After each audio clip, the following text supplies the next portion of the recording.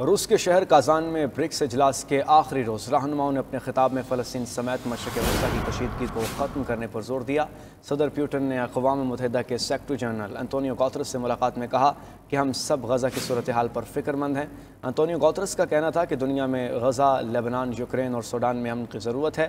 صدر پیوٹن نے فلسطینی صدر محمود عباس کی ملاقات بھی کی تھی۔ تفصیلات اس حوالے سے جانتے ہیں، ماسکو میں ہمارے نمائندے موجود ہیں شاہد گھمن آگاہ کیجیے گا اس حوالے سے۔ جی بالکل، روس کے شہر کازان میں برکس اجلاس کے آخری روز رہنماؤں نے اپنے خطاب میں فلسطین سمیت مشرق وسطیٰ کی کشیدگی کو ختم کرنے پر زور دیا۔ صدر پوتن نے اقوام متحدہ کے سیکرٹری جنرل انٹونیو گوتریس سے ملاقات میں کہا کہ ہم سب غزہ کی صورتحال پر فکر مند ہیں۔ انٹونیو نے کہا کہ دنیا کو غزہ، لبنان، یوکرین اور سوڈان میں امن کی ضرورت ہے۔ صدر پوتن نے فلسطینی صدر محمود عباس سے بھی ملاقات کی۔ صدر پوتن کا کہنا تھا کہ روس مشرق وسطیٰ میں تنازع کے سیاسی اور سفارتی حل کے لیے دو ریاستی حل کی بنیاد پر پرعزم ہے، جو آزاد اور خود مختار فلسطینی ریاست کے قیام کو یقینی بنائے گا۔ صدر پوتن نے نیوز کانفرنس میں برطانوی سیکیورٹی سروس کے اس دعویٰ کو مسترد کر دیا کہ روس یورپ میں افراتفری پھیلانا چاہتا ہے۔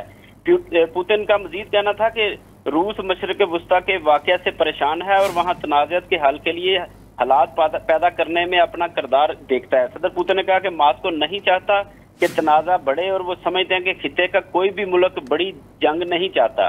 صدر پوتن نے کہا کہ تیزی سے ترقی کرتی ہوئی منڈیوں میں سرمایہ کاری کے قابل اعتماد اور محفوظ مواقع تلاش کرنے والے ممالک کے لیے برکس ایک سرمایہ کاری کا نیا پلیٹ فارم ہے۔ سرمایہ کاری کے عمل کے بارے میں یہ سعودی عرب اور روس جیسے ممالک کے ساتھ ساتھ چین اور ہندوستان جیسے دیگر ممالک کے لیے بھی اہم ہے۔ صدر پوتن کا کہنا تھا کہ برکس نیو ڈیولپمنٹ بینک اگرچہ ابھی چھوٹا ہے لیکن وہ پہلے ہی 100 منصوبوں کی مالی اعانت کر چکا ہے، جس کی کل مالیت تقریباً $32 بلین ہے۔ جی شاہد گھمن ہمیں آگاہ کر رہے تھے، بہت شکریہ۔